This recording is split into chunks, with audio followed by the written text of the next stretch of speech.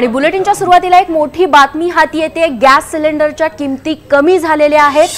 अनुदानित गॅस सिलेंडरच्या किमती या 6.5 रुपयांनी कमी झालेल्या आहेत, तर विना अनुदानित गॅस सिलेंडर आहेत ते 133 रुपयांनी त्याचा दर आहे तो कमी झालाय।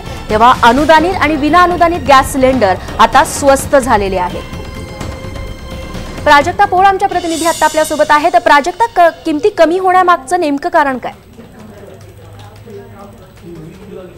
नक्कीच रेश्मा, गेल्या अनेक दिवसांपासून या किमती ज्या आहेत या वाढताना आपल्याला बघायला मिळत होत्या, परंतु आता या संदर्भात या किमती ज्या आहेत त्या सरकारने कमी केलेल्या आहेत। बिना अनुदानित जे सिलेंडर्स होती ती साधारण 900 रुपयांच्या आसपास ती मिळायची, आता ते 133 रुपयांनी हा रेट जो आहे तो कमी झालेला आहे। त्याचबरोबर अनुदानित जी सिलेंडर्स होती ती जवळपास 500 च्या घरामध्ये यांचा दर होता आणि त्याला सुद्धा 6.5 रुपयांनी कमी झालेली आहे।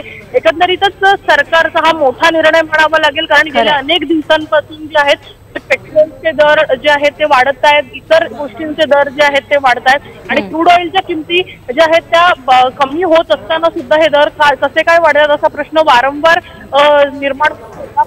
आता याच पार्श्वभूमीवर आता हे रेट जे आहेत हे कमी झालेले आहेत, त्यामुळे सामान्य जनतेला काही प्रमाणात का होईना पण दिलासा मिळाला असंच म्हणावं लागेल। रेश्मा, नक्कीच प्राजक्ता, धन्यवाद तू दिलेल्या सगळ्या सविस्तर माहितीबद्दल। तेव्हा जनतेसाठी हा मोठा दिलासा म्हणायला हवा, कारण का घरोघरी सध्या सिलेंडर असतात 6.5 रुपये, याची किंमत देखील खूप जास्त असते, त्यामुळे हा मोठा दिलासाच म्हणायला हवा।